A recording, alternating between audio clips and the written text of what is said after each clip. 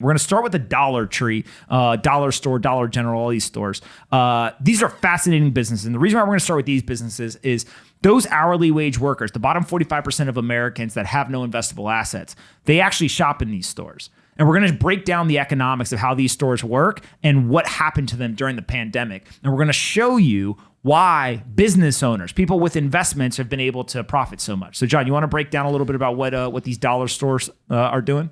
Yeah, so first, I think we all know what a dollar store is, right? Sell stuff for $1. There's Dollar General that Good actually... name, good name. Yeah, exactly. And we used to go to these stores a lot when we were younger. Yeah. Oh, yeah. But sometimes, some of them, just to be clear, some of them sell for $1 and some of them are around $1. Yeah. Right? You got to be careful which one Dollar you're General, they're like... Dollar Tree is I think everything's $1. Dollar General is like, around $1. Could be around 3, 4, 5, whatever. It's like kind of in that area. The whole idea is, though, you're walking to the store, you're just grabbing a few items, simple math. I got 8 items, $8. But the way they do this is they buy surplus goods. They do them at such large quantities. They actually kind of stronghold suppliers. They get discounted products and they buy old stuff that didn't sell. So dollar stores in general their revenues went up 22% last year during the pandemic. And they don't do much online shopping. It's really all retail, which is fascinating.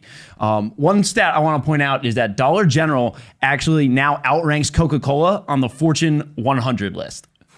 That's crazy.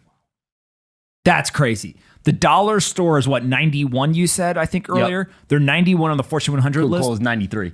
So Coca-Cola is a smaller business than, is it Dollar Store or Dollar General? Dollar General. Dollar General. All right. And so if we look at these right here, this is Dollar General versus Dollar Tree. This is what market cap that we're looking at here, I think? 33 billion versus 25? Oh, no, revenue. This is revenue of the dollar store chains. Both businesses doing 25 to 33 billion dollars in revenue. It's a pretty nuts number. But you can see also that Dollar Tree made a big comeback. I don't know when that was. That looks like it was probably like 2015 or so. Dollar Tree was like, hey, we didn't get left behind here. And they completely came back. What's fascinating to me is let's walk through first the location strategy, right? So as we started to look into these businesses and understand what their true strategy is, basically there is what I'll call the higher end of these discount stores, like the Walmarts of the world or the Targets. Those folks take time, they look at the demographics, they look at population, look at income, and they try to place their stores, which are very large in size, big kind of geographic footprint, near places of high density. So obviously, if you go to any major U.S. metropolis, right, there's going to be a Walmart, there's going to be a Target, etc. You actually probably aren't going to see a Dollar Tree or Dollar General for in some of these places. Some of them you will, some of them you won't. But where you are likely to see a Dollar Tree or a Dollar General that you're not going to see a Walmart or a Target is when you start getting out into the more rural areas, right? Dollar Tree and Dollar General have smaller geographic footprints, and they almost serve the same purpose as a Walmart, but they do it in a way that is at a lower cost, and they're able to serve smaller populations and lower income. So, John, what stats do you have on this? 75% of Dollar General stores service areas with a population of 20,000 people or less. 75%. The population around the store is 20,000 people or less? Yep. That's a crazy stat. Yes, I think the general idea, right, is that there's not enough grocery stores in the area, and then they target lower income areas because people can't buy in bulk, right? So they know that you may pay a little more per ounce or per item or whatever, but you'll get it in a smaller quantity because you can't go to Costco or Best Buy. Or, Do we have the unit economics chart? I think that we're going to pull up the unit economics chart where we show what these stores actually make on a per item basis. And it's pretty crazy. If you look at this in terms of Walmart, Target, Costco, and Dollar Tree, you can see that, and this, I think we got this chart from The Hustle, right? Yeah. Yep. Zach Crockett at The Hustle put this together and did a fantastic job with this. Shout out The Hustle. But you can see here that Dollar Tree actually makes more money or price per unit is higher for the dollar store versus these other retailers. I think people generally understand that, like, when you buy in bulk, it's just generally cheaper on a per unit basis, right? So when you're going to these stores, taking the Old Spice, for example, like it's a smaller unit that you're buying, but you're buying it at a smaller price. This is how it works, and it's cheaper to buy in bulk, and the wealthy and all that, they have a luxury of doing that. Well, they definitely have one of luxury, but I think what's so fascinating about this is when you look at the chart, let's take Crest toothpaste, for example there. Dollar Tree, you're going to end up buying 42 cents per unit. If you look at Target, Walmart, and Costco, what's the low is Costco at 20 cents and Target and Walmart at 35 cents, right? So it's a good 7 cents more expensive per unit than Walmart.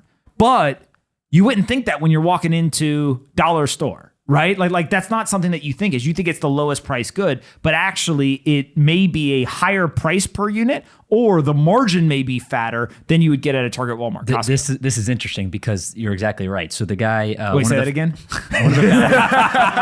one of the founders, Macon Brock, in this Hustle article, he quotes.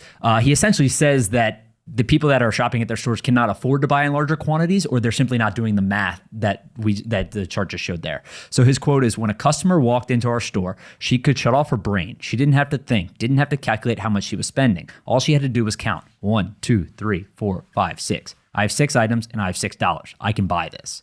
So there's obviously a mental aspect of it too, of like, hey, every item in here costs $1. I don't necessarily care if the deodorant is half the size or it costs more per ounce than it does at Walmart or Costco or etc.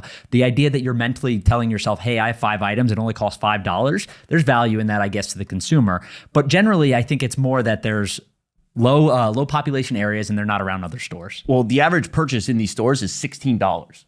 Which is fascinating when you think, oh, let me walk in, grab some bread, grab some deodorant, whatever it is, and you walk out with 16 items.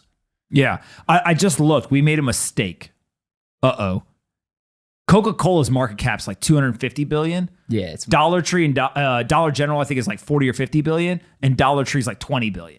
So it's not actually bigger than the two, but they're still big businesses when you look at this. And I think we've got another chart that we're going to pull up on these guys when we look at what's going to happen with inflation. Now, brace yourself, because dollar store only can stay a dollar store if the price of a dollar stays equal.